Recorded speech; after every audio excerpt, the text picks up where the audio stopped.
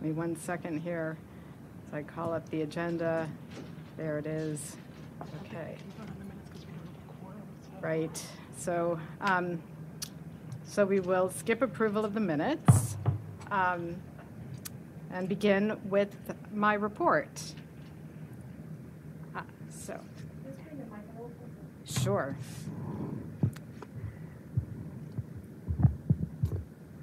We are in the middle of an important election year, which has already produced exciting races and surprising results. New Yorkers voted in the congressional primary in June, and now they are looking ahead to the state primary and general election in the fall. This means the Campaign Finance Board staff is working every day through its voter engagement initiative, NYC Votes, to engage voters and provide them with the information they need to participate meaningfully in the electoral process. I testified last month with Amy before the New York City Charter Revision Commission about our work strengthening democracy in New York City. The most recent election, June 26th congressional primary, is a good case study for what that work entails. Our online voter guide received more than 94,000 unique visits to its pages between its launch date on June 5th and Election Day. It includes profiles submitted by candidates on the ballot, a list of contested primaries, district maps, and our Know Your Vote feature, which collects news stories from all of the races on the ballot. Our voter assistance unit organized 41 volunteers to call registered voters and encourage them to the polls on Election Day. Over the course of 4 days, they called more than 8,000 voters, about half of whom had been registered to vote at an NYC Votes event. We sent election alerts to more than 2,000 subscribers via text and email with information about the election. Our hub for voting resources, voting.nyc, continued to connect New Yorkers with everything they need to register to vote and cast an informed ballot, from voter registration forms translated into 15 languages to information about voting rights and how to vote, a poll site locator, and our voter guide. The NYC Votes team will continue this important work every day to help New Yorkers participate in the rest of the elections this year. So I will conclude with reminding everyone of the important election dates for this year.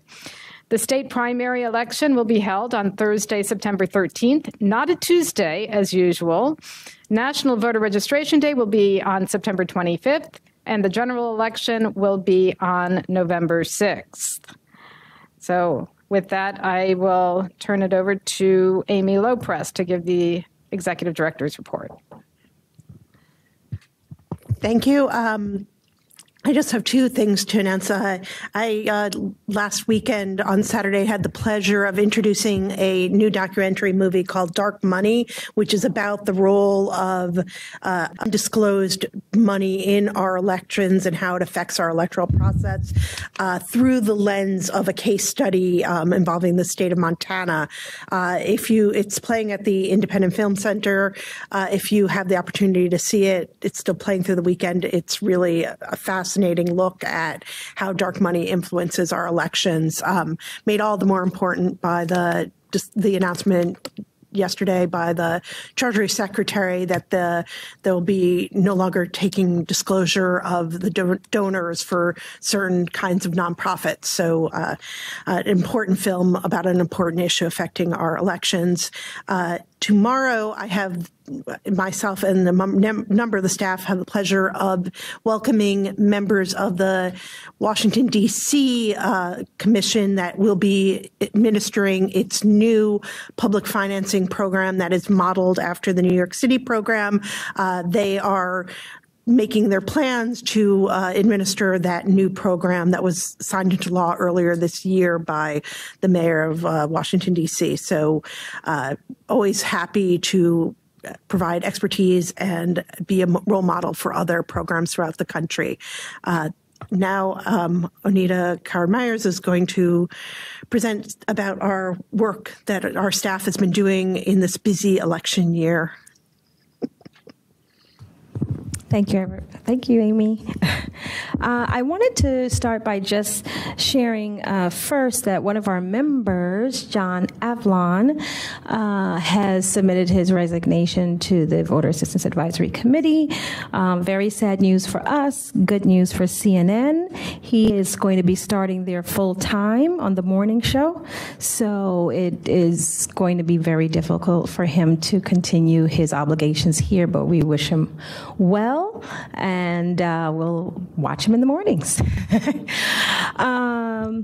I wanted to say I'm sharing my report today with the members of the team, and I just wanted to share that we have 2 more elections this year that are pretty significant.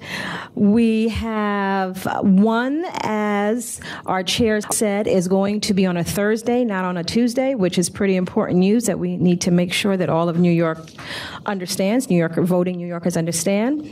We have 2 major events that are coming up. Our National Voter Registration Day, which, as we might remember, we've been first place for the last 3 years in the country.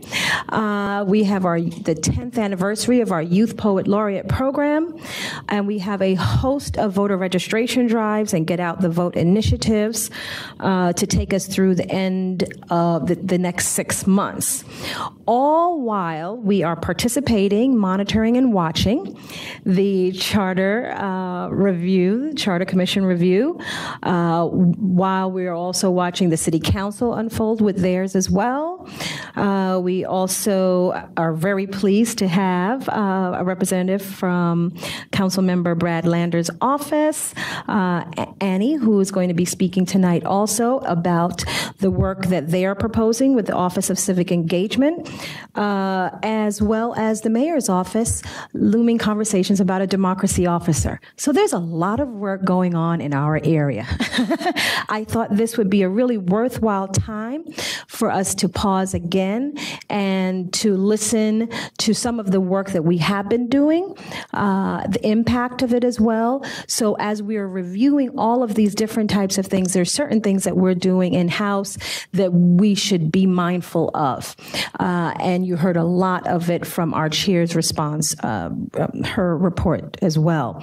So I wanted to share my time to talk about some of these important projects and really for all of us to come together to start to use it as a basis and a foundation for a lot of things that we're going to be discussing in the upcoming months.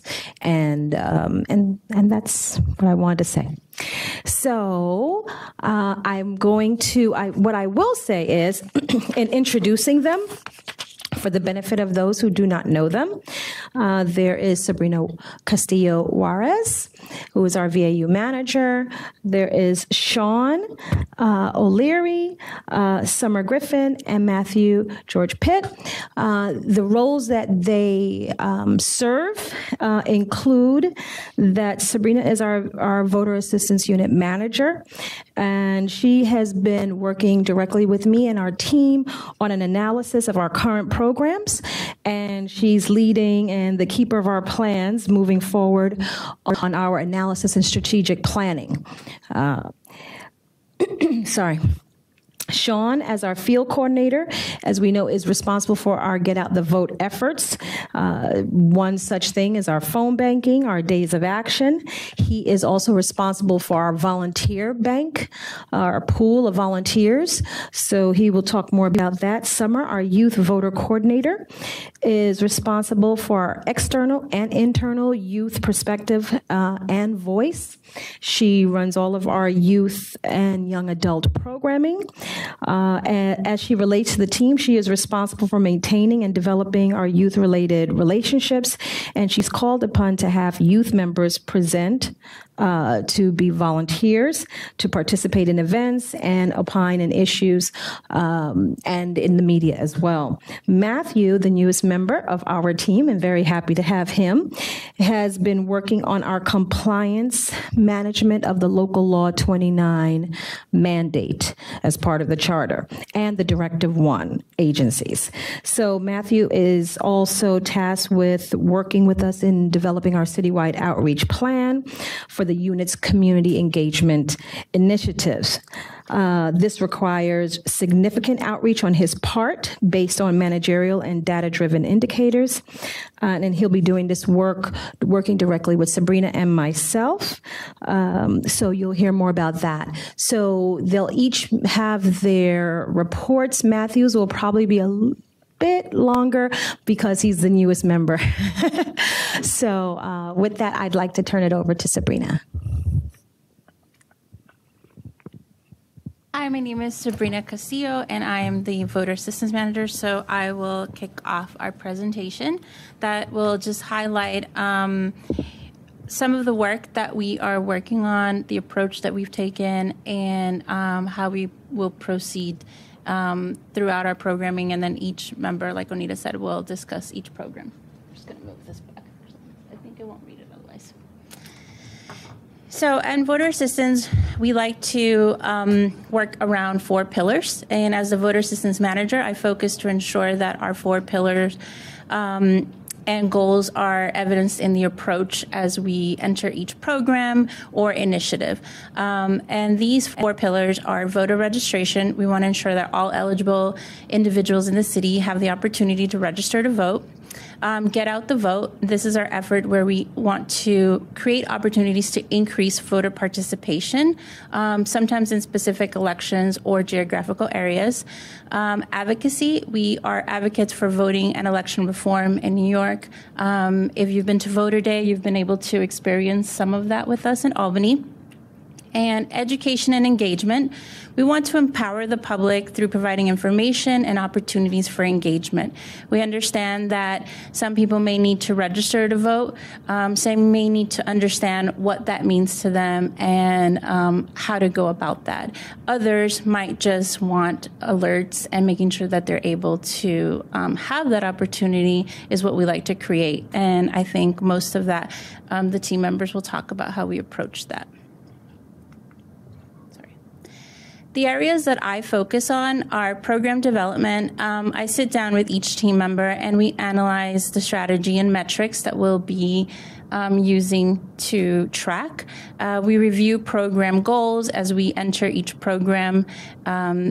Each program that we are starting, we want to make sure that we are reviewing the goals and analyzing them throughout, mostly because sometimes things will change.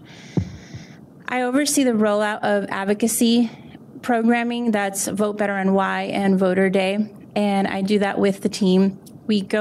I ensure that our GOTV efforts, youth efforts, and outreach efforts are also meeting and tracking the metric goals that were set, and that we continue to reevaluate them as the program is ongoing. Program indicators that I take into consideration always are implementation, making sure that our program activities are put in place as they were originally intended, and if they're not, that we take a look at that and really review if that was the process we should continue on or if we should change that. Effectiveness, making sure that our programs are achieving our goals and objectives that we intended. If they did, what did we do? And if they didn't, why not? And how we can change our approach. And then efficiency, making sure that our programs activities are being produced with appropriate use of resources and staff members to ensure that we're able to continue to do the work that we're doing in a timely manner and efficiently. So our approach that we like to take here is, one, make sure that we're always serving the underrepresented communities as mandated to do so. So we do take a look at each target area that we're doing and seeing, are we reaching all communities, and especially that disenfranchised and underrepresented communities. We want to make sure that when we're out there, our approach is always to connect voting in local elections and all elections that are going on at the time to rational consequences. How does it relate to their daily lives and how their vote really matters on their and affects their daily lives. And we want to be able to inform every opportunity and every program that we create. We want to be able to inform voters of upcoming elections. So sometimes we have voter registration, and sometimes we have get out the vote, and sometimes we're just out canvassing. Every opportunity and every program that we have, we want to make sure that we are informing voters of elections coming up. And with that, I am going to turn it over to Sean, who's going to go over our Get Out the Vote initiative. I may need you to. Oh, Thank you. oh, sorry. Hello, I'm Sean. I'm the field coordinator here at NYC Votes. We can, for the goals of the federal primary on June 26th, there were three. Inform members of the general public about the elections, engage potential voters through nonpartisan Get Out the Vote initiatives, and support nonpartisan awareness of our existing programs, such as voter registration, training, and workshops. We can. These are some, those are some pictures of the volunteers that we had here for this past GOTV.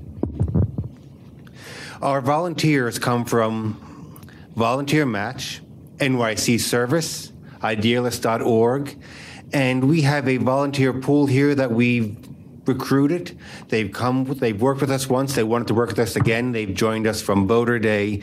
People who come to us after workshops and they say, want to get involved. And so we come, we have a training with them and they join us and we keep them informed. You can move.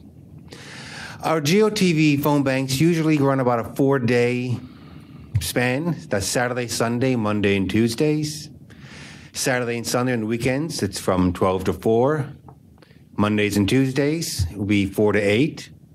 We give a training to our volunteers. We give them scripts, call sheets. We give them phones. This room is set up with about 40 phones through the staff of NYC Votes and Campaign Finance Board. And we make nonpartisan GOT phone calls.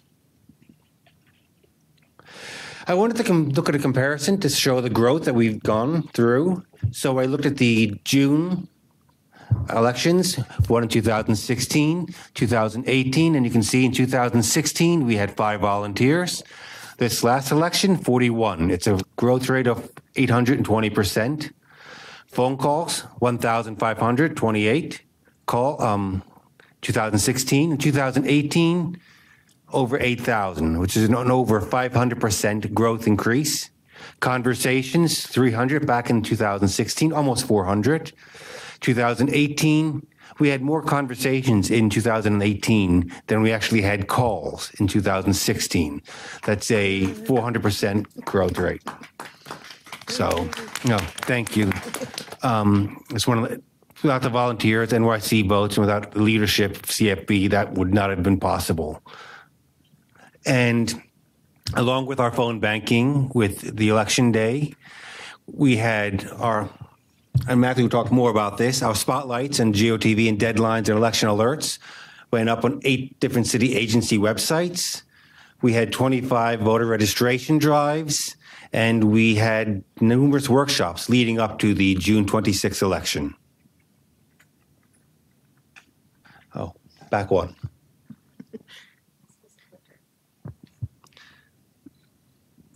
Looking forward, we have the GOTV phone banks for the September and November elections.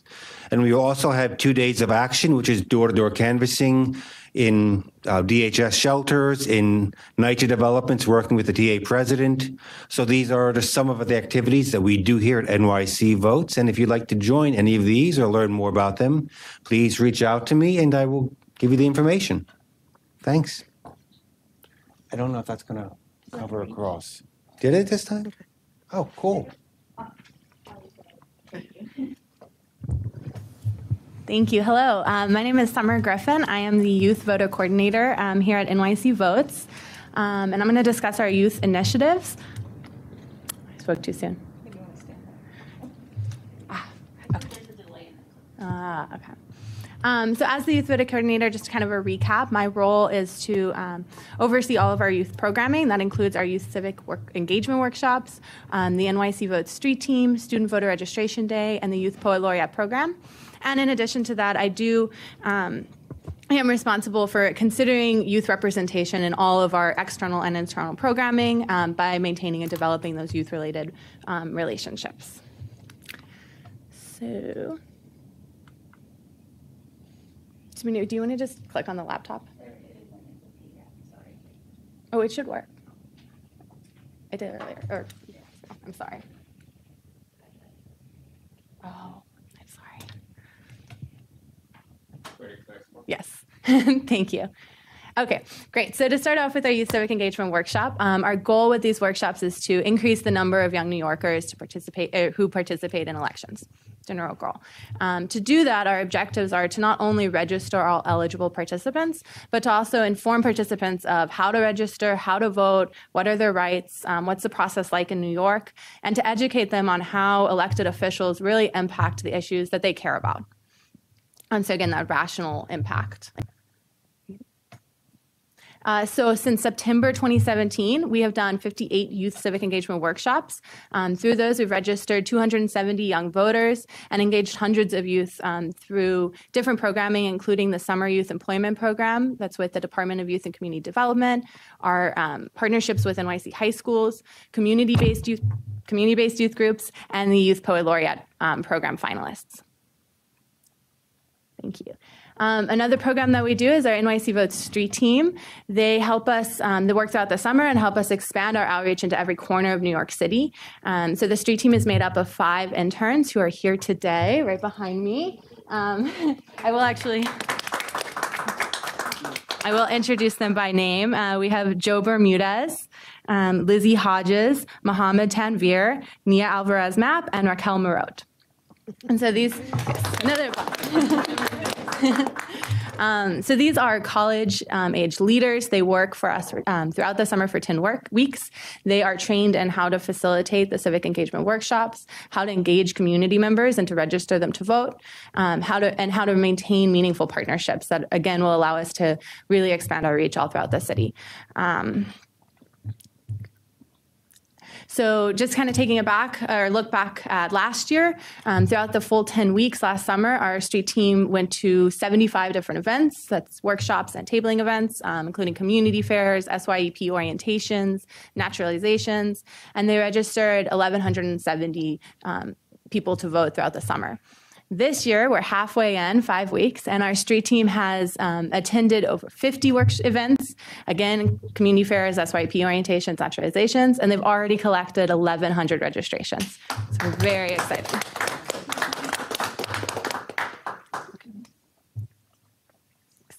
Wonderful. So Student Voter Registration Day, some of you might have heard of this effort. It is an annual one-day program that's designed to not only, again, register students to vote, but to educate them about civic participation and to promote a voting culture. So this holistic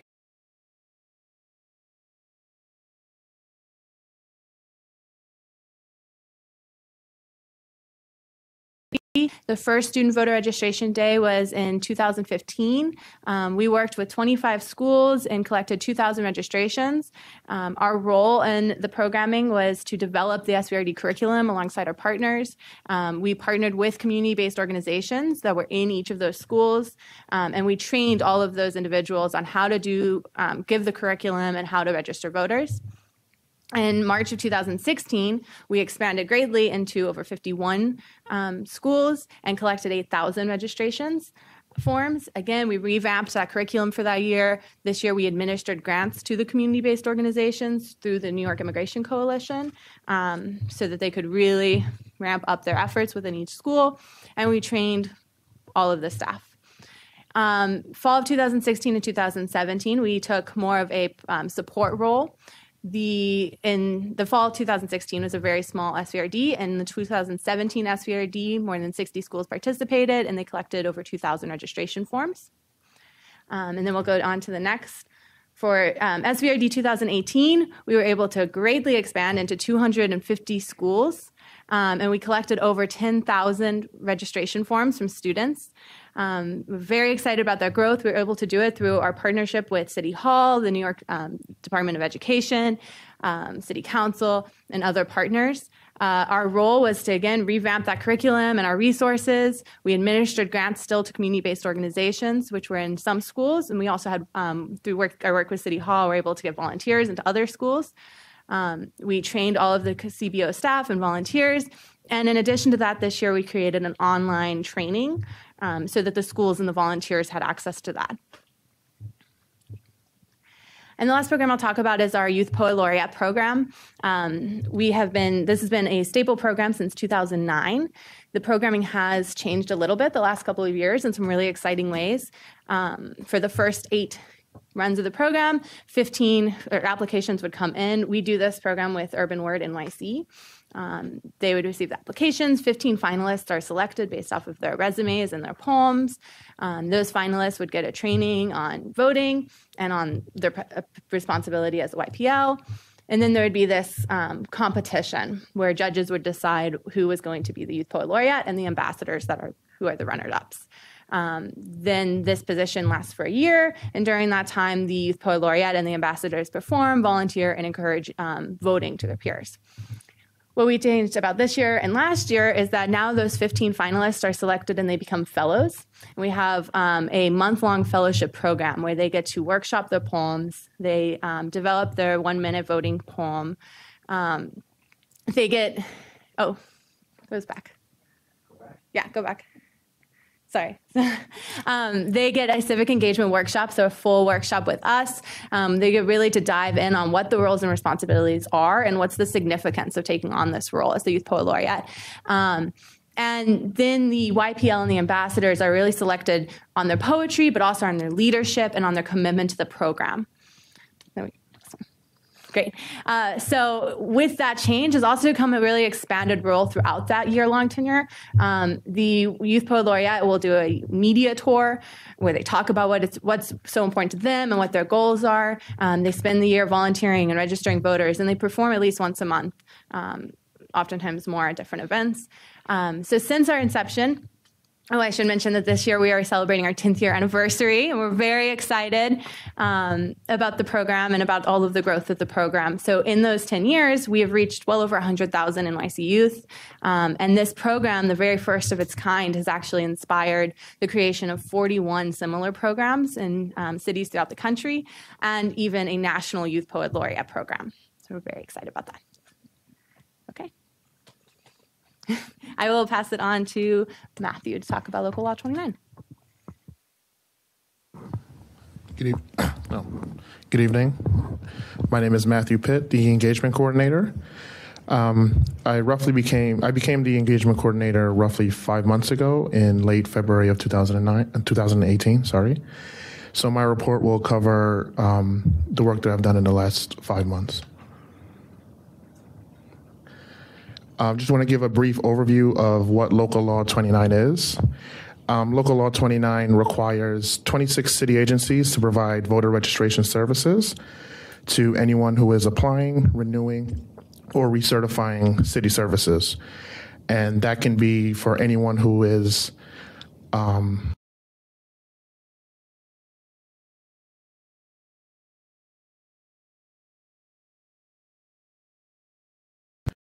since April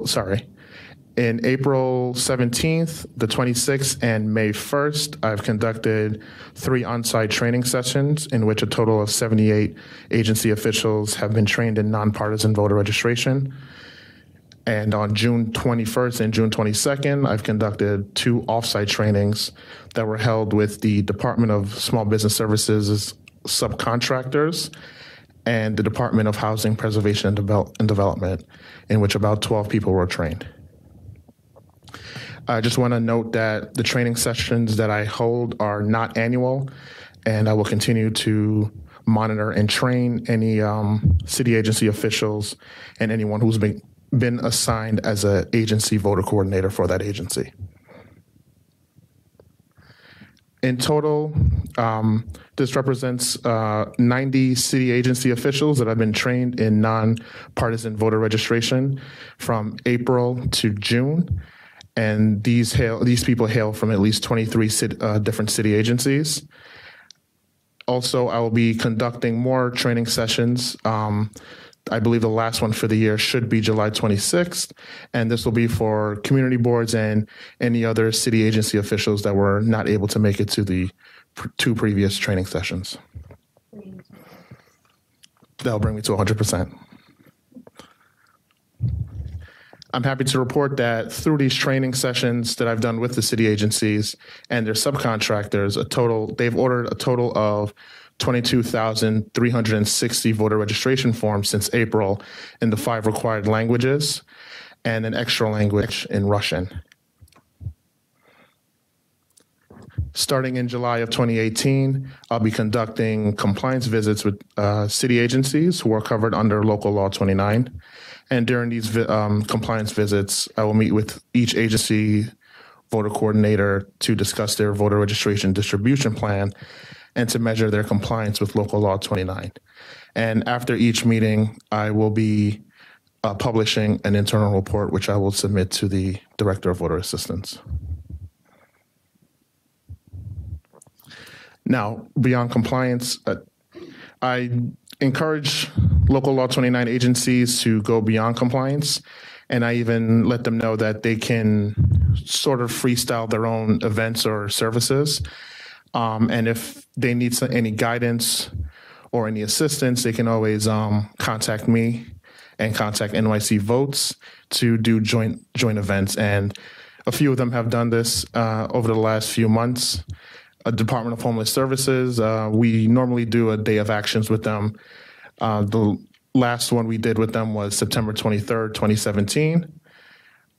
We've also been contacted by the Taxi and Limousine Commission to conduct a livery day of action as well. This was in March of 2018. And the Department of Environmental Protection has hosted a voter registration drive at their headquarters in Queens on May 30th, 2018. And I believe on that day, they've registered a total of 15 people.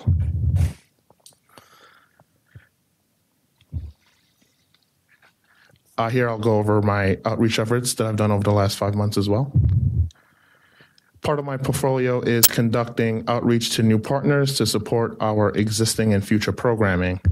And since March of 2018, all the way till July 18th, which is today, we've met with at least 12 new partners who have committed to working with us on voter registration and voter education.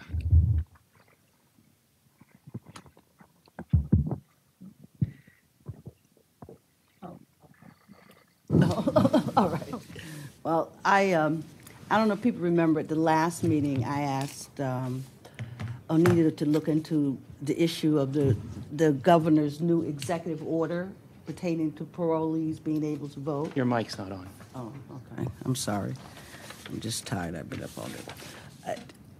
Did people hear what I said at the beginning? Okay. And so since then, along with Matt, Onita and I met with actually a number of organizations. I don't know, I guess it was over 20 organizations who were interested also in this issue. Some of the organizations who attended the meeting that was held by the Center for Law and Social Justice, my former employee, and I encouraged him to hold the meeting, was the Center for New Leadership, which is a group that focuses on people who were formerly incarcerated. The New York Civic Engagement Table, Brooklyn Defenders Services, Vocal New York, the Brennan Center, Common Cause, and the NYCLU. After the meeting, there was a coalition formed called the Parole Pardon Coalition to tackle the many problems that had come up around the governor's executive order. One of the issues is that the way it's structured, the person is, when they get out, when they're released, they go to parole, and then they're given this information. However, that could be, that's not like, and if you're already on parole, you get the information when you go back to visit. But the way parole works, I don't want to go into a long, detailed description, but people meet with their parole officers at varying times depending on how long you've been on parole. Okay? So that's one of the issues. On July 26th and August 7th, Vocal New York and Brooklyn Defender Services will be collaborating on a town hall that will inform people of their voting rights and what the executive order means. New York's NYC Votes, I understand, will also be creating educational materials for those who are on parole, as well as those who are formerly incarcerated, to inform them of their voting rights as well. Our objective and our goal in all of this is increase to inform parolees of their newly enfranchisement and to have them participate in the voting process. I wanted to note just a couple of things from the meeting from the first meeting that we had that was I thought pretty interesting. That NYCLU is has or will be filing a lawsuit challenging the lawsuit challenging the 15-day gap in the cutoff date for the voter registration that exists between the New York State Constitution and the New York election law. And so that's a major thing. And the other thing is that people will be advocating with the governor and as well as the New York City Board of Elections to include pardoned citizens in the language on voter registration forms so that people will be informed. Because most people who are formerly incarcerated really don't know that people don't know that they can vote if they're on probation, much less that they can now vote if they're on parole. So that's about it. I will continue to be working on this project with Anita and Matt. For the month of May and June, I was primarily on a jury, so that now that that's finished, I can get to do more work. Thank you. Thanks, Gina. I mean, I just want to point out that, Anita and her staff, this is the entire staff, the people who presented. Those are the people who do all this work. And with our street team in the back who are, interns for the summer. So you can see the, huge amount of effort and the huge amount that we rely on our partners to assist in the work that we do. So I wanted to thank you, but I also think that maybe some of the committee members or members of the public might have questions about the presentation. So I welcome those questions. Okay. Sure. So with regards to the Local Law 29, and Matt, first of all, welcome. Thank you for your hard work. Could you explain how VAAC is selecting, or NYC Votes is selecting the agencies? Is there a schedule, as far as, which agency you want to work with, and it's done incrementally? What's the criteria, or do they reach out to you? So just wanted to know how we select which agencies under Local Law 29 get the training. They all receive a training. So it's by schedule? Yeah. Okay. I'll also add to that. So his earlier trainings are in April. Everyone was here. So he scheduled about 2 or 3 of them, and he wrote to everyone at the same time and say, I am scheduling these trainings that you are required to attend. And you can choose from these 3 days. So we had a full house. And as part of that training, then it told them that after we will have on-site compliance visits to go further. So that clarifies it. That's it. Perfect. Mm-hmm. But along those lines, I didn't have a chance to look at Local Law 29, the list of the agencies that are applicable. Is DOCS one of them? Corrections? The Yes. New York City Department of Corrections, yeah. Okay, so, just, Joan, building on what you were just saying, what efforts can we work on where at whichever detention facility is there, either as people are entering or leaving?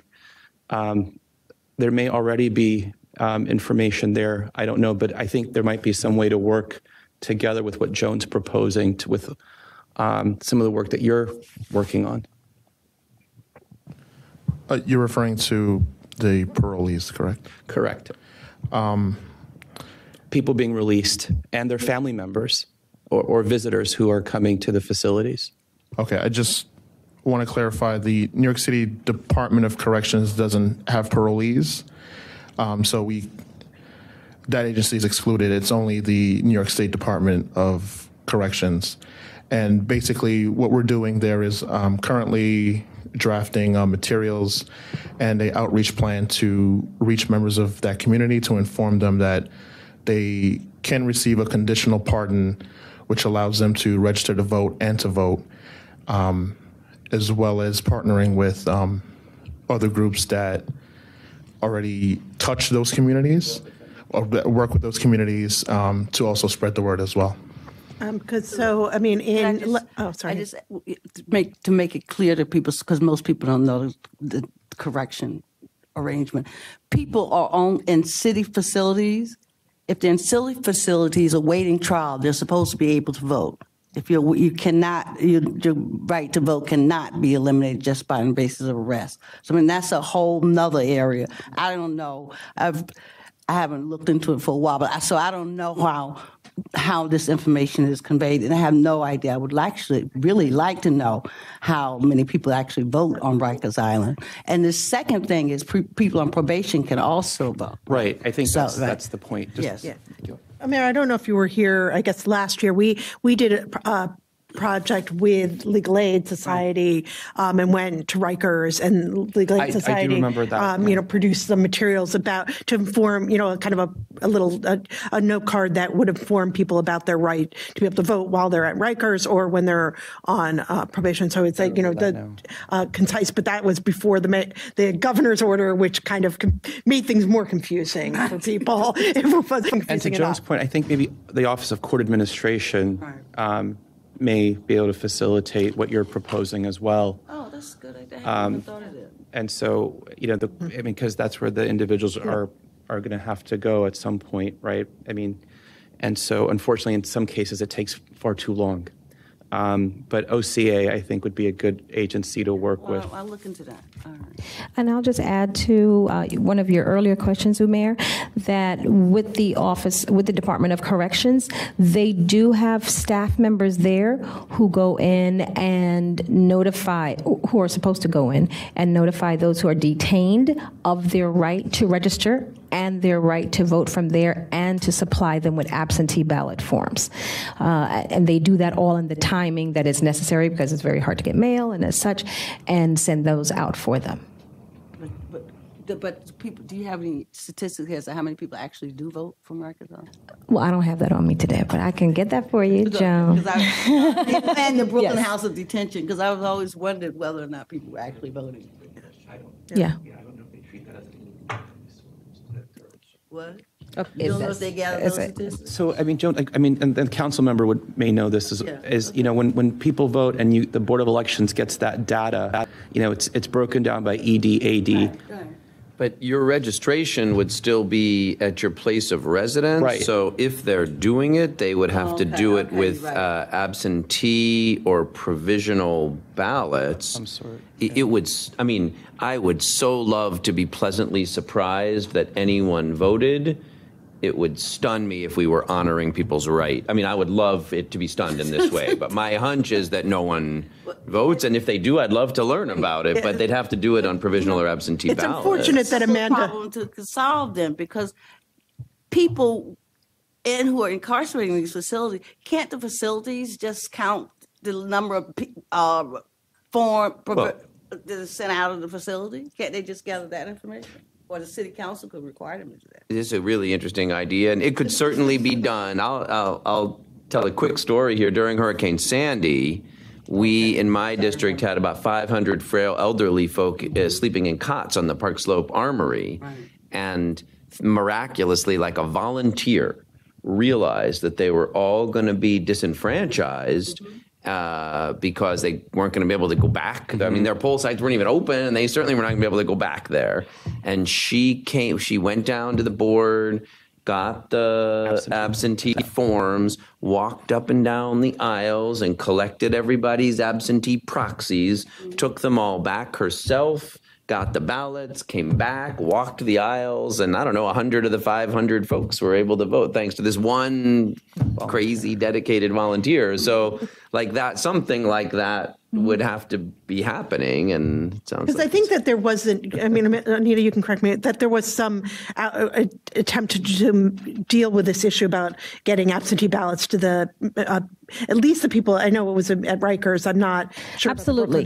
And we had a long history where we used to do that directly until we started training like the Bronx Defenders, and they started to go in and do that work. And I will also say that the Deputy Commissioner, Wynette Saunders, Saunders is the person who really oversaw this for the Department of Corrections, and she was very good at that. So I have personally gone onto Rikers Island several times and conducted the voter registrations, conducted the absentee ballot registrations.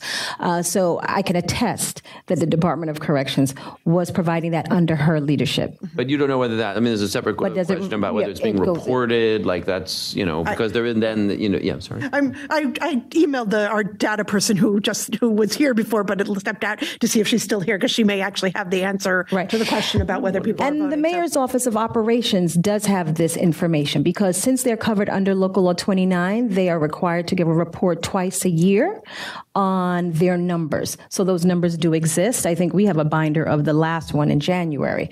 So those numbers do exist, and we can report on those. And I think it's important to note and to recognize that our council member, Brad Lander, has joined us. So thank you for joining us. Okay. Are there more questions about the presentation?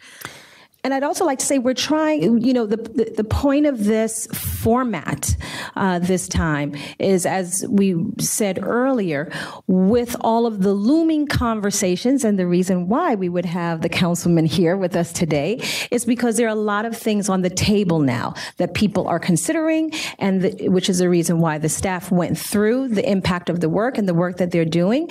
And we'd love for the councilman to talk more about the work that he is proposing, because it's important that we understand all sides of it and to have conversations on how we can best work together. Would you like to? Well, sure. I also have two questions about the presentation, Go right ahead. and if the board members do that can happen first, and then I'm glad to talk about the Charter Revision Commission. So. Oh, thanks. I just had a quick question regarding changing the date from September 11th to September 13th. What kind of plan is proposed in order to make sure that all New Yorkers know that they have to go to the polls on the 13th as opposed to the 11th? Because I think that we do, even in non-competitive races, I think we really do want to have as large a turnout as possible to get people ready for November. So I just wondered if New York City votes, which is only a part of what would need to be done, what the plan is. Well, anyone can jump in on this, but I will say that there are several parts of it. So as Amy mentioned, Amanda, who works with us as well, helps us with our nation builder, our messaging that goes out. So we take it from a point of view that everyone who we register to vote, we then develop a relationship with them, right? So it's not just we've registered you and you're gone. You're now part of, let's say, a family. We're building a voting culture. And with that, there are messages that go out to people who opt in to this program. And as part of that, the messages there remind them of and tell them why this has changed. So there is that direct messaging to them. Also, Matt is here, who's our press secretary, and Matt does a boatload of work in messaging to the whole city. And this will be a big part of his plans as well, with the social media, and not only social media, but also direct media on the important, knowing that it changed. Advertisements, he does Facebook, I mean, you name it, he's got it. So there'll be a lot of those as well. And then you see all these 5 street team members. So when they're doing their workshops this summer, they are informing people about that, as well as when they're doing their canvassing on the street. It is also worked into the local law 29 compliance. So we create voter spotlights. So from our communications department, and the voter spotlights are then on each agency's website. So it would let them know. So anyone who's visiting a city agency website, it would say that your primary election is on Thursday, September 15th. The days of action. 13th. September 13th. What did I just say? 15th. Okay. Oh, yes, sorry. And then the same thing with our youth, the same thing with GOTV. So it's worked into each of them. Thank you. And then some. So if anyone else wants to add anything about that, they can as well. No, you're right. I mean, it does. I mean, in addition to being 3 elections this year, adding the additional hurdle of changing the date, changing the day, because, people are used to voting on Tuesday, is something that has to be overcome. And just to follow up, do we do anything sort of cute with like New York One? And I also wonder if the council is going to be emailing, if all of the council members are emailing all of their constituents whose information they have, that might also be helpful. Anyway, I don't know if Errol Lewis does a pitch every night for voting on September 13th. It couldn't hurt. Cool. We can provide our spotlight to the council members if they would like to, share that out to their, to all their mailing lists. I mean, I'm glad to encourage, do a dear colleague and encourage all my colleagues to either, let people know on their own or forward the spotlight. So that would be great. A question, I have 2 other questions about the presentation, but one question on this, because someone asked me about this during the federal primary. A couple of people during the federal primary said, we did not receive anything about this election by mail or by email. And people miss things, so maybe that wasn't. But for city elections, obviously, we do the voter guide, and we mail every, I assume, registered voter the voter guide. But is it the case that for state and federal elections, no one mails you or emails you that there is an election? Well, we do. I mean, so through this, the people who have signed up we send those email alerts. We also do an online voter guide for every election. So there was an online voter guide for the federal primary that had statements from, we ask for the statements. It's voluntary for people, for all the candidates in all those elections in New York City, and we'll do another one for the September primary and again for the general election. We do not do a mailing to every household. If you sign up for NYC Votes email, you'll get federal, state, and city notifications and the online voter guide. Mm-hmm. For our elections, we pay to do a mailing, but the state board does not. Yeah, I mean, we mail people to let them know there's an election when there's a state or federal election. No, and we can't legislate that at the city council, sadly. But we also do, social media advertising. So so it's not just. So I mean, to tell people and we have voting.nyc, which people is centralized information about all the elections. So you can link to the voter guide from there, get registered to vote, learn how to vote, what your rights are, all from voting.nyc. Have you explored what it would cost to purchase an email match or, for the New York City voter file to be able to add people's email? Because I think it's not that likely that people will know to proactively give you guys their email address. But we could grow we've talked about this with the city board, but they don't listen to anything we ask them to do. So. So I can answer that. So as Anita said, with certain members of the team in public affairs and voter assistance, our public relations and communications, we have Nation Builder. So we do have access to the voter file. Email, I have to double check. I don't think we always have access to emails from there. And even from Nation Builder, it is available to us. There is a cost associated because the amount of people that are registered and how to import that into our system. We're still working that out to see who we're going to target and what that cost is going to be. So it is possible, but we're still trying to work through those logistics. Our email list is about almost a year old, if that. And so we're trying out all of these things.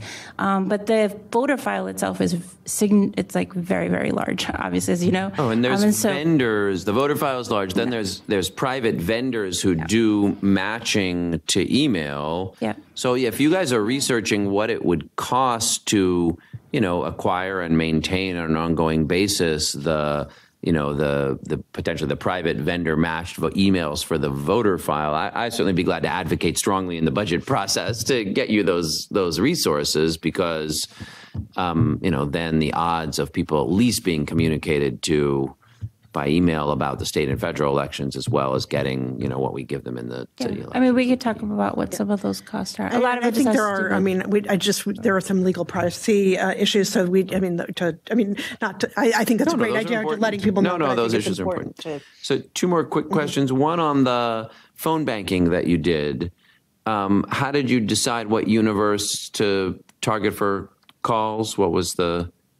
Well, most of the people we call are. Should I sit over here? Just take that microphone right there, Sean. People we call are people who we have registered. They live in NYC Votes' Nation Builder account. And this time we did a sample too from the voter rolls themselves for a study. So I don't want to comment how those matching went, looking at the NYC Votes Nation Builder account and GOTV accounts. But we focus usually on the people that we register. We have a relationship with them. And it really does help a conversation when you go, hey, it's Sean from NYC Votes. We registered you on student voter registration day. They're, to be blunt, less likely to hang up on you. So, but that this, makes sense. Yeah, thank you. And this is maybe a more general question, but it kind of goes to Local Law 29 and Student Voter Registration Day, too. I've been thinking, there's a lot of this data from the nudge or behavioral science world about trying to structure opt-out processes rather than opt-in processes. And I wonder whether anyone has tried, obviously you can't have filled out the voter form for them, but you could imagine where, before you graduate, there's a form that says, and it's attached to the voter registration, and you have to fill it out. And it says, I'm already registered to vote. I choose not to register to vote at this time. I filled out the attached voter registration form. And you don't have to fill out the voter registration form, but you got to hand that form in, whether it's as the end of your SYEP course or before you graduate, or I don't know what other venues would be appropriate like that, where we could insist that so that's not quite the same as being registered and having to opt out, but so I just wonder whether that's something anybody's experimented with. Or So I'll chip in just a little bit. I think that there are some cases where I think absolutely we can kind of continue to explore that option. But looking back on the plan for Student Voter Registration Day this year, and talking with our partners, specifically the Department of Education, a concern that was often brought up is the importance of making sure someone who's trained in voter registration and who's eligible is there to speak with the students as that's happening, because you don't want to get in a situation where a person who's not eligible, particularly an 18-year-old high school senior who's not eligible to register, does register to vote accidentally. And so that's just kind of my point. But I do think that there's definitely opportunities. And I think especially the language that we use oftentimes is more of that. But that's, again, just language. We're doing this right now. Let's go. And of course, there are models across the country of states that have done, automatic voter registration. So, the state of Illinois, I'm trying to think, there's a number of states that have, you're automatically voted, you're registered to vote, and you kind of have to opt out, which, dramatically increases the number of people registered to vote. Again, you still have to reach out to those people and encourage them to actually come out to vote. I had a question that's not, it wasn't on an issue that was presented today, but I know the Campaign Finance Board is working on the electronic voter registration process. And I was here for a meeting maybe 6 months ago now. I just want to know, is there any update on how that's progressing? The development is progressing of the actual system, and we are also working with partners about some of the legal challenges surrounding that. The issues about acceptance of those forms, that do not have, because they won't have a wet signature. So we're working on that. But the technical part is on track to be, ready. Oh, that's great. I think it was 18 months. I think the deadline is next February, if I'm not adding the dates wrong. I remember the Attorney General's office had issued a letter that it could be done online even without the signature, but the state board has not yet. They challenged it from said what I that they would recall. accept that. Well, I think the state board is going to split 50-50 about whether or not whether an electronic signature would be sufficient. But they wrote a letter, I think, in opposition, didn't they? Well, I think, I think the half that were supportive wrote a decision, saying that they thought it was okay, and the other half wrote a letter saying that they didn't think it was okay. So it's, so we're, we continue to work on. Was it a Solomonic letter? Is that what it was? Yeah. Although I always say, people always say that, but remember, cutting a baby in half is a bad thing. It was the bad thing to cut the baby in half. People always say that like that's a good solution. It's like, it was a bad thing. No, it was a bad thing. So, so do you want to, Sure. So, thank you. So first, thanks so much for inviting me and for this presentation. This is my first meeting of the VAAC here, so I'm really glad I came. And the work is wonderful, and really, you guys are doing great work. So especially the summer interns, nice to have you guys here, and to the staff, you've done a remarkable amount of work with obviously a much smaller. I love to have a team, 10 times this team, but with the team you have, you really are doing strong work. So, as some of you know, my office put in a bill to create an Office of Civic Engagement, with the idea that growing and having a lot more of civic engagement, broadly construed, registering to vote and getting involved in elections, but also volunteering and participatory budgeting and serving on your Friends of the Library group, many different forms of civic engagement. And we don't have as much of that as we need anywhere, and certainly not in New York City. And what could we do to really push and encourage and expand that? And we put it out in a kind of, I don't want to say on a lark, but we hadn't really fully developed the idea when we introduced the legislation last fall. We got a lot of people reached out and said, "Hey, this is a really interesting idea. Have you thought about this? How does that connect to this piece of work we're doing?" Some inside government. So we had, some good conversations here with folks from NYC Votes, NYC Service, some folks from the community boards, and many folks then outside of government as well. Of course, a lot of the partners of folks in the room. And we learned a ton. That was really interesting. We still didn't know whether it would go anywhere. One interesting dynamic about the legislation was that by local law, we could essentially direct, the power we would have would be to direct the mayor to create a mayoral agency. Like that's the way council powers that are not done through referendum or charter revision work. And that has some upsides and some downsides. Obviously, mayoral agencies can sometimes talk well to other mayoral agencies, but they don't have the kind of independence or nonpartisan nature that, in their different ways, the Campaign Finance Board and the VAAC have. And so, if you create, any mayor is going to want people to engage on the things that mayor, thinks they should engage on. The idea of creating and expanding and resourcing space for people to be engaged on the things that they care about, might be better done in a form like CFB or the VAAC or CCRB, but we couldn't do that by local law. We weren't kind of sure how to handle that. And so we just set it aside.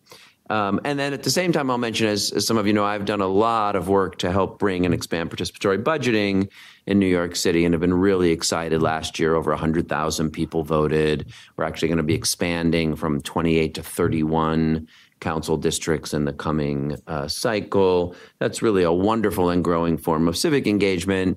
Of course, again, totally disconnected from all the other forms, because right now the council manages it, and because it's opt-in for different members, there's not a centralized database, so it's wonderful, but also yet one more disconnect. So the idea was maybe we could put more of these things together and build them together, build the team that operated them together. And so when the Charter Revision Commission got called together, with the mayor giving it an encouragement to look especially at these issues of strengthening our democracy, and they had a set of ideas that, that he had talked about in his State of the City that he encouraged them to look at, but obviously they were open to others. I and some other folks who got excited about it came forward to them and said, how about the idea of an Office of Civic Engagement, and how about the idea of putting participatory budgeting in the charter in some way, so everyone would have it with some small percent of the budget by charter, and maybe those things could work together. The Office of Civic Engagement could implement the participatory budgeting as well as help coordinate some of these other activities. And to my, I don't want to say encouragingly, there seemed to be real interest. The Charter Revision Commission and many other stakeholders seemed to be interested. So yesterday, when they announced after their first round of hearings and their expert panels, the things they're recommending in general form so far, they have this as one of the recommendations to be discussed or listened to in their July hearings, then I think they're inclined to put something on the ballot for.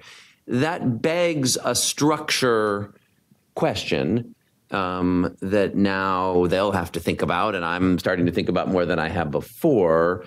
You know, if you have the idea that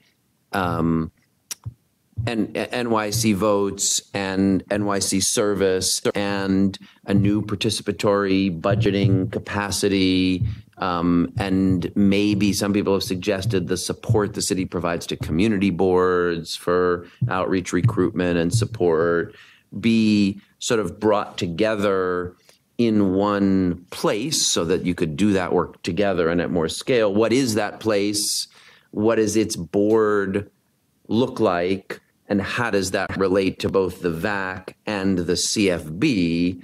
And I don't have strong, so I don't know how I feel about that. And so given that we've sort of developed this idea, I'd like to be helpful in making some recommendations to the Charter Revision Commission on if they're going to do this, how they should answer those questions. And so I've had a little chance to talk to Amy and Eric about this, would welcome the idea to talk to the board members. You know, there's some interesting dynamics. Obviously, there's a deep connection between NYC votes and the campaign finance work, and encouraging people to run and making it easier for people to run is a form of civic engagement. The CFB also has a very regulatory function and needs a board that can adjudicate enforcement cases, which is different from encouraging civic participation. So how to handle that set of questions, I don't yet have a strongly formed opinion on. And so when Eric reached out to say, hey, the VAAC is meeting, I thought, great, I've never been to a VAAC meeting. I'm curious. So that's one thing's for sure. There is great work. Maybe the three things I feel for sure. There's great work going on in a bunch of different places. And this is, depending on how you count, one or two of them. But there's also some others. My sit down with NYC Service, they're doing really related work. So there's a lot of great work going on. We need more of it, so we want to grow it all. And I'm pretty sure there would be benefit to having it more coordinated and connected as well as to grown. And exactly what the structure for sort of charter purposes of its governance and work is would have to be figured out if there's going to be a ballot proposal. But anyway, that's part of why I came, and I really appreciate all the information people have shown me. Okay, that's a good idea. But one of the problems is there's a threshold question, as we like to say in the law, right? And the question, before you can get to engagement, you have to have education, right? And the problem, a large part of the problem that I've encountered over the years is that people have no idea what the structure of the government, who's responsible for doing what. Civics. Like they don't know civics. Now that problem stems in large part from the fact that civics is not taught in the public education, in public schools, right? So I think it would be great to VAAC to take up doing civic engagement work, but it would have to be preceded by civic education work. And it would, of course require an increase in the budget of VAAC, right? But because really, you understand, like people don't know what their city. Because I worked in the we had civic engagement projects at my office, civic education. And because we would just constantly having to explain to people, this is what the city council person does. Don't call, the president to get the block, a pothole fix, right? Or don't write if you have an immigration problem, you should write to the federal level. But if you have an immigration problem, you can go to your city council person if you want, but it would be better to go to your congressperson and the senator. But people don't know that. And so that, to me, is a threshold before we get to having engagement. Because what would the Civic Engagement Office be doing? Well, so a couple of thoughts. That one, I'll say more resources is necessary in any case. So I'd hope what people don't hear, he wants to give us more work with no more staff to do the work. Like that's not what you guys are doing a lot of work. And my proposal is not that you should do twice as much work with the same number of people in time. We need more resources if we're going to do this work. And, part of having an agency that has charter, mandate, and you have to give it the resources to do its work for sure. I think two things about the education. First, it would be good for that office to have resources to do some of that education on its own, not separate from the school system, which I'll talk about in a minute. So that New Yorkers, who are not in school would be more likely to be able to learn these things. And that's where I think some things like, connections to the community board could be potentially helpful. But we'd have to have a lot more of it. There is a push, and this came from the mayor. The mayor, is pushing a kind of to do some civics education in the Department of Education. They're moving a Civics for All curriculum and trying to bring civic education back into the public schools. We just did a hearing that you guys were at on these questions. I don't want to say it's solved, but there is more energy going into restoring and emphasizing civics education in the New York City public schools than there was since I've been paying attention. And one other thing that the mayor is interested in doing on that side is doing participatory budgeting in all the high schools for that high school, giving a little money, not a lot, but like $2,000 for the students in the high school to get to come up with ideas with and vote on. And, one nice thing I'll say about things like participatory budgeting is that they can be good engagement tools even if you don't already know the answers to these questions, even if you're not eligible to vote. There are some things that you can get people doing, which are sort of civic engagement activities that are good for getting people involved. And then hopefully they keep going forward and learn more about these questions and then register to vote and vote. And so, but your point is very well taken that that's a critical element of this effort.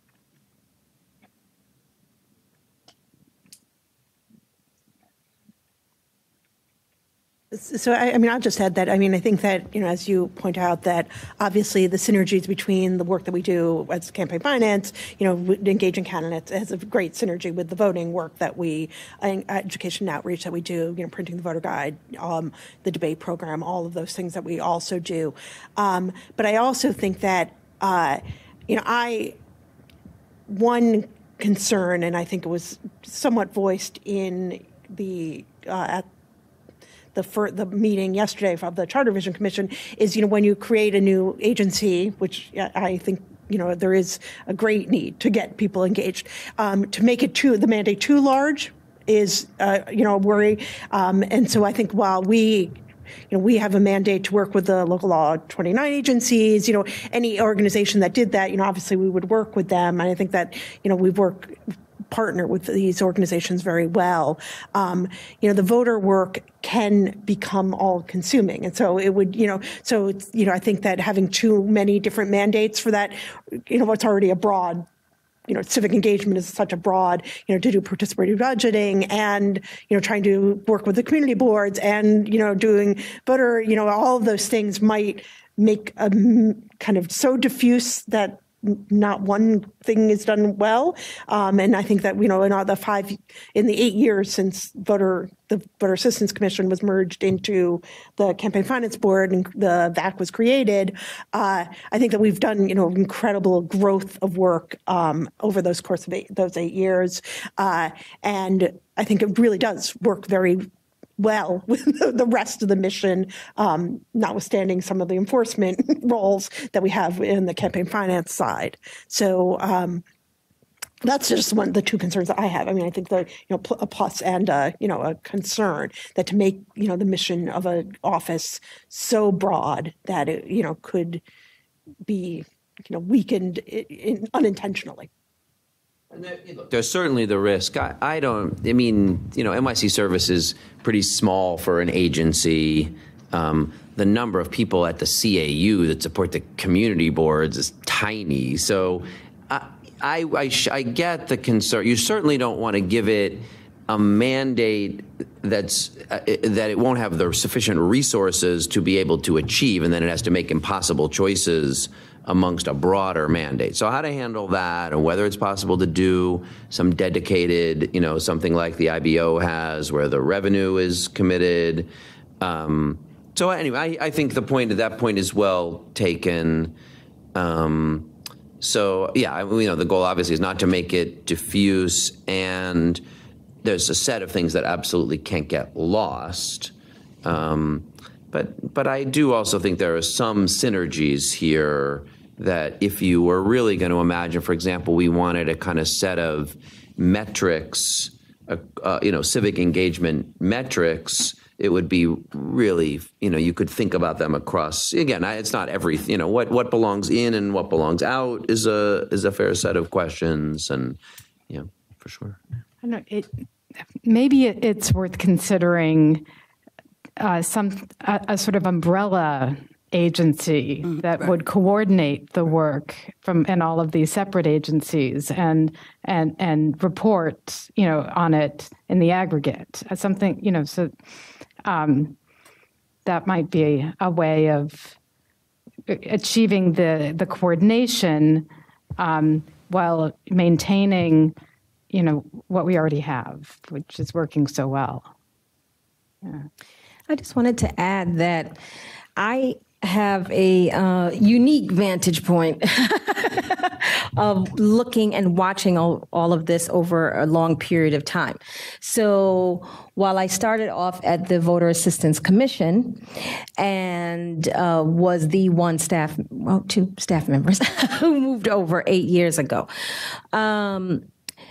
so I can attest to what Amy is saying, which is being in a place where there is a mandate, where there was a lot of work that needed to be done, but not really any resources that was put into the Voter Assistance Commission. None. 2 salaries, that's it. Right? And from that, it was able to then move into, this concept of working through partners and trying to increase voter registration while doing the compliance of Local Law 29, right? Then we moved over to the Campaign Finance Board with the express that we would be able to grow resources, have access to much more resources, and with a new structure of the Voter Assistance Advisory Committee, which is the complement we have today. We have realized that. We have, for those first, I'd say 6 years, been focusing on voter registration. Right. In that voter registration, I'm really happy to say New York City is at an all-time high of voter registration. So probably about 2 years ago now, we started to then say, okay, well, it has to be about, because while our voter registration numbers were going up, we know what was going down, right? So we have been shifting our focus to get out the vote. And that's a lot of what you've been seeing the staff talk about, and what Matt does, and what we do as a public affairs department, focusing on how can we shift our relationship with each of those people who were registering in all these registration registered voters out here into voting, consistently voting and well-informed members of New York City. I think our track record shows, and you can see with the small amount of staff and the leadership that we have, that we've been able to accomplish that. So to stop the work midstream without it carrying out the rest, I think might be premature. I do like the idea of a concerted effort, and I know Eric had to leave, but that's one of the things that he's talked about also, is how can we combine all of these? How can we have a relationship with all of these entities where we can combine our goals and push those forward together while keeping the structure that we have in place here? Shameless plug. So first, I just remind that I'm not actually a decision maker here. So it's like the decision, the Charter Revision Commission is going to have to decide what it puts on the ballot. I mean, I feel a responsibility, having thrown this idea out there, to communicate some thoughts to them about the structural proposal that would have to come with a ballot proposal. I'm probably gonna do that. So I'm listening, and that's why I'm here. But I just they are gonna, and I know you're talking to them directly too. So that's good. It's the total opposite of trying to stop the work. It's trying to grow. I think what I want to do is accumulate more things together with you. So to me, if you could imagine a thing that had these two things plus NYC service plus a new participatory budgeting function and unit. Obviously, you got to have the staff to do that. That's not like you guys, but you'd have to, plus let's just say the staff that support and recruit for the community boards. Let's just imagine that for a minute. And that stuff shared a space in the same IT department, and let's leave aside how many boards and directors titles there are. That is a separate question, and you need some structure of but let's imagine it as one family. Then growing that voting and engaging culture, then when you go to try to get people to do turnout, the community boards and everybody who participated in participatory budgeting and all the volunteers in NYC service could be given the focus of hey, yeah, this is a continuum of engagement. And so it's wonderful that we have all these volunteers. We're going to use the NYC service resources to focus on getting the volunteers to turn out to vote. So I think it could be, what I'm imagining is something like that, which is not at all, which is right? We're also measuring how many people are engaged in volunteer activity or a service year or voted in PB, in addition to how many, but we sure would not lose the focus on how many people were registered to vote and turning out to vote. And in a certain way, my hunch is those would always be thought of as kind of top line, part of the goal of the combination would be to push people who are doing those other things also to turn out and vote. So that's the idea. Obviously, implementing it is, you need to know how many boards and directors there are and how much money there is to pay the staff to do the work. So, but it's for sure the goal is not the goal is additive, and it can't get too big. Or it would get too diffuse. So I think that's a good point, but we want it bigger. This is not big enough. That I'm sure of, and even just for the mission you already have. So anyway.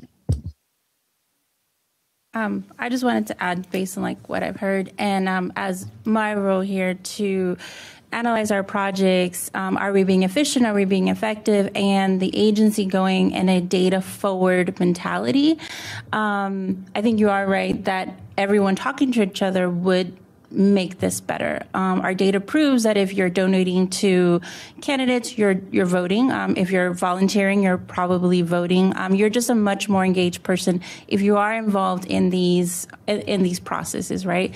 And so I was just curious to know if your office or through this process has there been any data analysis of how people want to engage? I mean, we did a study on what New Yorkers they want to talk, or how they do talk about voting, and how they want to receive messages from us. And so as we're analyzing everything, right, and how the behavioral patterns can dictate whether you are an engaged voter or not, and when, right, and with who. And then also trying to make sure that we are addressing the complexity that we have, right? Because everybody is here. Some people grew up here. Some people are transplants. We have we have that challenge in its own. So I wanted to know if in this process you had any of that. And like you said, we're going through that process right now of analyzing a lot of data that we have at our disposal.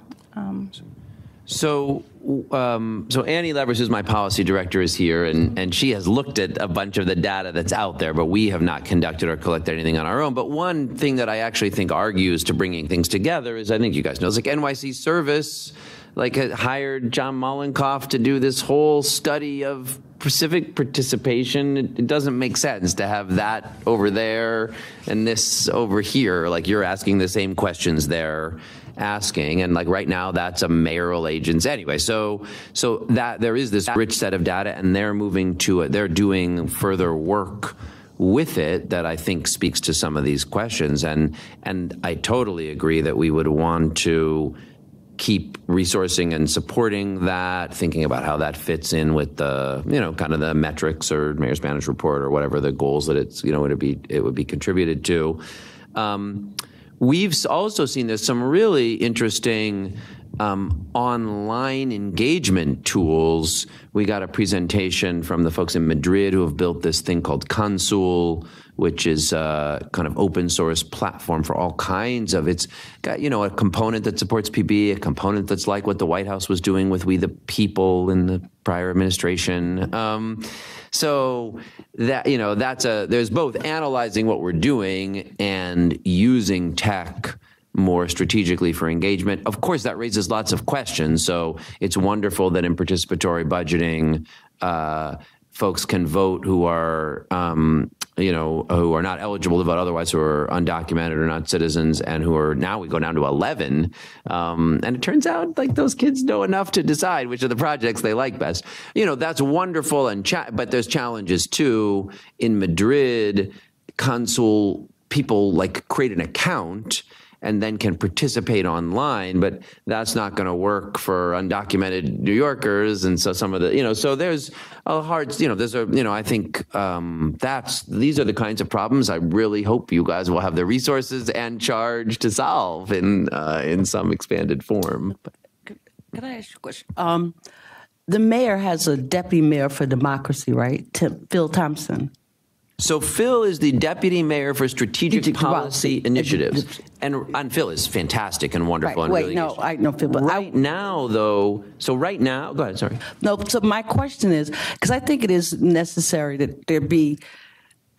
I like her idea of an umbrella, or something that, not a.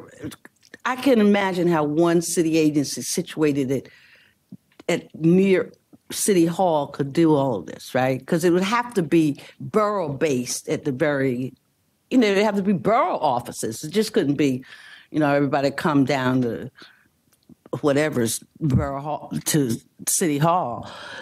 And so I was, I'm trying to think about how that could work so it could be, coordinated. And I was wondering then, what is it that Mr. Thompson is doing?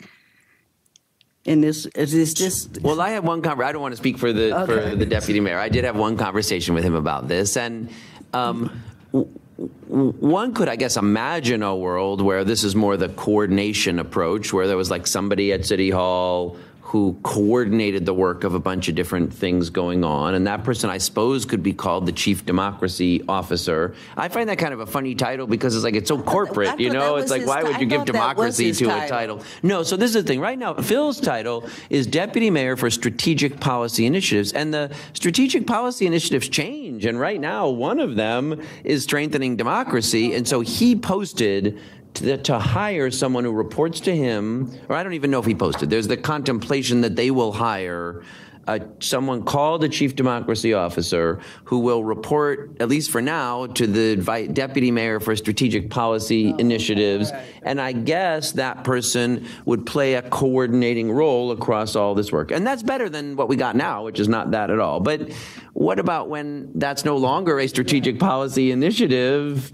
So that's not a bad proposal, but I think it has its own different set of. Anyway, we've gone on. This has been great, and I really enjoyed. I'm glad I came. So. Yes, thank you so much for being here, Councilman Lander. And but yes, the hour is getting late, and we do have a member of the public who has joined us tonight. Did you want to make any comments? Or?